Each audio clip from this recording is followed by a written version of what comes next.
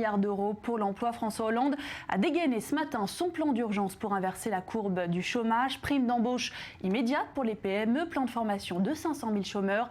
Le président français a annoncé une série de mesures que nous dévoile Julia Galancia. François Hollande le sait, c'est le plan de la dernière chance. Dernière année pleine de son mandat, le président fait de l'inversion de la courbe du chômage la condition de sa candidature à un second mandat en 2017.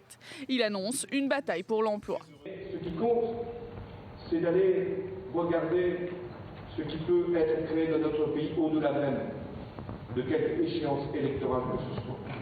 Ce qui compte, c'est de faire les réformes jusqu'au bout.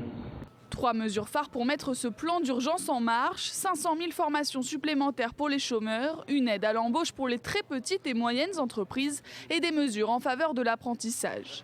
Ce plan d'urgence a un coût, plus de 2 milliards d'euros, dont 1 milliard consacré à la formation de 500 000 chômeurs, des dépenses qui seront compensées intégralement par des économies selon le chef de l'État. Pour que les chômeurs formés et les apprentis augmentent leurs chances de trouver du travail, de nouvelles mesures sont prises afin de soutenir l'emploi dans les PME. Toute entreprise de moins de 250 salariés qui recrutera un jeune ou un demandeur d'emploi, c'est-à-dire un salarié, payé entre 1 et 1,3 fois le SMIC, en CDI ou en CDD de 6 mois et plus, se verra verser une prime de 2 000 € par an. Face à l'inquiétude des Français et après de nombreuses promesses, le temps presse pour François Hollande.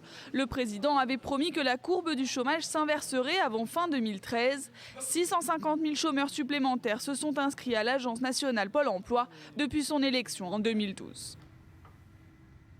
Et à 16 mois de la prochaine présidentielle, François Hollande joue son va-tout. L'inversement de la courbe du chômage était l'une des promesses principales de son mandat à Paris. La correspondance d'Olivier Lerner. Ce que l'on a bien observé ce matin, c'est l'engagement très personnel de François Hollande, quitte à passer pour Monsieur Bricolage. Le chef de l'État a ouvert sa propre boîte à outils, il a ouvert son portefeuille aussi, en tout cas celui de l'État. Il a ouvert son cœur aussi, parce qu'on sait très bien que la réussite de ce plan d'urgence de l'emploi dépend de la suite de sa carrière politique. La droite critique. Éric Woerth n'a pas tardé à réagir pour les Républicains. 2 milliards d'euros sur la table et puis 500 000 demandeurs d'emploi qui vont être formés. Impossible, a dit l'un des porte-parole de Nicolas Sarkozy. Quelques chiffres pour bien comprendre l'enjeu. On compte aujourd'hui en France 3 600 000 demandeurs d'emploi. C'est 10,6% de la population active. Plus d'1 million de chômeurs aujourd'hui n'a pas le niveau du bac. 700 000 n'ont même pas le niveau du CAP. Alors, inverser la courbe de tous ces chiffres, ce sera difficile pour François Hollande de gagner ce dernier pari.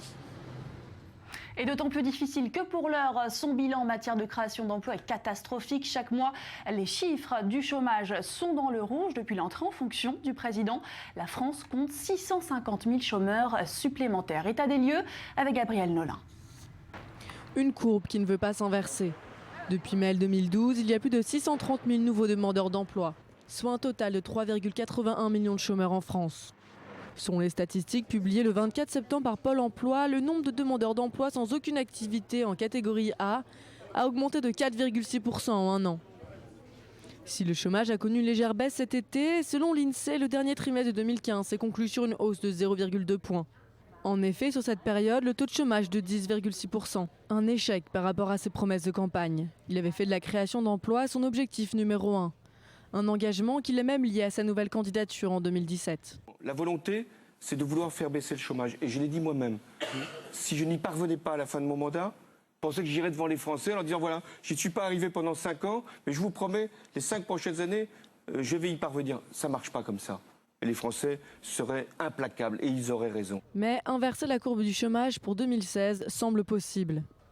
Cet objectif peut être atteint selon l'OFCE grâce à une amélioration globale de la conjoncture économique. La baisse de l'euro et du prix du pétrole devrait en effet booster les exportations et améliorer le pouvoir d'achat des ménages en 2016.